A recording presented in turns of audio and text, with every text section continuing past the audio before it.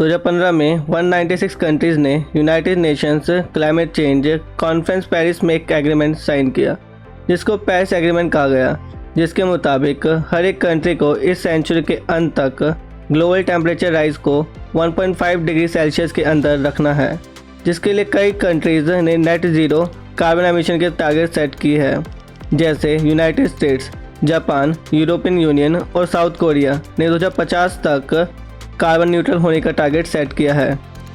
लेकिन कैसे हम नेट ज़ीरो कार्बन एमिशन के टारगेट को अचीव करेंगे?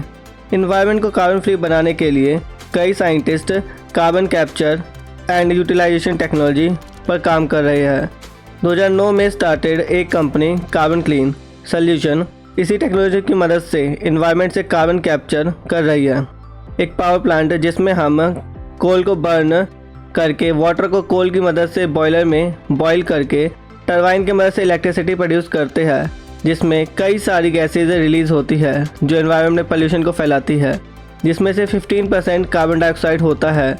और जब हम इस गैस की मदद से कार्बन डाइऑक्साइड को कैप्चर करके हम synthetic fuel, polymer, formic acid और एल्गी कल्टीवेशन इत्यादि के लिए प्रयोग करते हैं, तो इस प्रोसेस को हम कार्बन कैप्चर एंड यूटिलाइजेशन कहते हैं। लेकिन कार्बन कैप्चर एंड यूटिलाइजेशन हमारे लिए क्यों ज़रूरी है?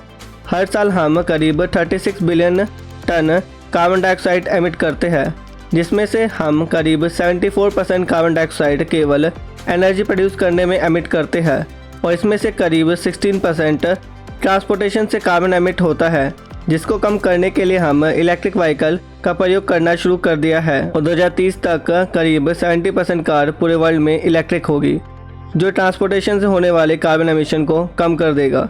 लेकिन around 42% carbon emission electricity produce करने से रिलीज़ होता है। अभी भी हम वर्ल्ड की 80% इलेक्ट्रिसिटी बनाने के लिए फॉसल फ्यूल का प्रयोग करते हैं, और अगर हम चाहते हैं कि हम नेट ज़ीरो कार्बन एमिशन के टारगेट को अचीव करें, तो हमें कार्बन को कैप्चर करके उसे यूटिलाइज़ करना होगा। मेनली 3 टाइप्स के कार्बन कैप्चर मेथड होते हैं। पहला है पोस्ट कंबशन कैप्चर। इसमें हम डायरेक्टली पावर प्लांट के फ्लू गैस में प्रेजेंट कार्बन डाइऑक्साइड को एब्जॉर्प्शन, जिसमें हम केमिकल सॉल्वेंट की मदद से फ्लू गैस के कार्बन डाइऑक्साइड को एब्जॉर्ब करते हैं, या फिर एडजॉर्प्शन, जिसमें हम सॉलिड मटेरियल की मदद से कार्बन डाइऑक्साइड को कैप्चर करते हैं। सेकेंड है प्री कंबशन कैप्चर। इसमें हम कार्बन डाइऑक्साइड को बर्न होने से पहले ही कैप्चर कर लेते हैं, जिसके लिए हम पहले फॉसल फ्यूल में हाइड्रोजन और कार्बन डाइऑक्साइड को गैसिफिकेशन के द्वारा एक मिक्सचर बना लेते हैं। उसके बाद हम प्रेशर स्विंग, एडजॉर्प्शन और मेम्ब्रेन सेपरेशन की मदद से कार्बन डाइऑक्साइड को कलेक्ट कर लेते हैं। Third, oxy fuel combustion.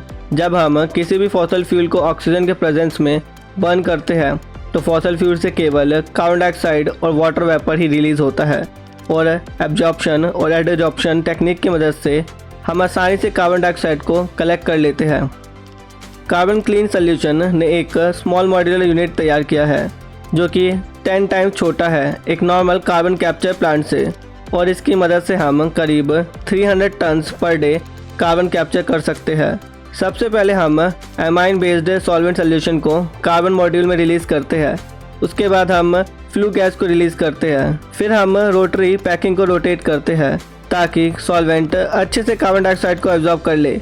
उसके बाद हम हीट की मदद से सॉल्वेंट को अलग कर लेते हैं, जिसके बाद हम कार्बन डाइऑक्साइड कॉन्सेंट्रेशन को कंप्रेस एंड प्योरीफाई करके स्टोर करते हैं। पहला है सिंथेटिक फ्यूल। अगर हम कार्बन डाइऑक्साइड को हाइड्रोजन के साथ कंबाइन करते हैं, तो हमें सिंथेटिक हाइड्रोकार्बन फ्यूल मिलता है, जिसे हम ई फ्यूल कहते हैं। इस प्रोसेस की मदद से हम मीथेन, मेथनॉल, गैसोलीन, डीजल और एविएशन फ्यूल बना सकते हैं। Second, algae based biofuel. कुछ एल्गी कार्बन डाइऑक्साइड को लेकर फोटोसिंथेसिस की मदद से बायोमास बनाते हैं। इसकी मदद से हम कलेक्टेड कार्बन डाइऑक्साइड को एल्गी को देकर बायोमास बना सकते हैं, जिसे हम ऑयल एक्सट्रैक्शन प्रोसेस में एनर्जी की तरह प्रयोग करके बायोफ्यूल बना सकते हैं। Third, carbon recycling.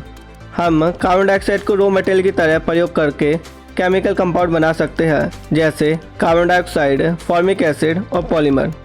सबसे मेजर चैलेंज है कार्बन डाइऑक्साइड कैप्चर और यूटिलाइजेशन में।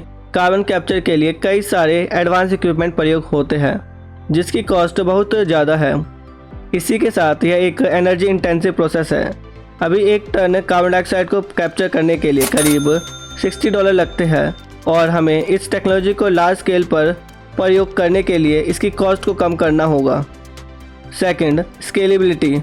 अभी तक हमने कार्बन कैप्चर एंड यूटिलाइजेशन को स्मॉल स्केल पर ही टेस्ट किया है, लेकिन लार्ज स्केल पर करना एक बहुत बड़ा चैलेंज होगा। Third, carbon utilisation efficiency. अभी हम कार्बन डाइऑक्साइड की मदद से कई सारे केमिकल, फ्यूल और प्रोडक्ट बना रहे हैं, लेकिन इस प्रोसेस की एफिशिएंसी नॉर्मल प्रयोग किए जाने वाले प्रोसेसेस से कम है। इसकी एफिशिएंसी को बढ़ाने के लिए हमें न्यू कैटलिस्ट और इन प्रोसेसेस को ऑप्टिमाइज़ करना होगा। सपोर्ट करें हमारे साइंटिफिक नॉलेज को हर इंसान तक पहुंचाने के मिशन को by sharing this video. Like करें वीडियो को और सब्सक्राइब करें इस चैनल को। So see you in the next video. Bye bye.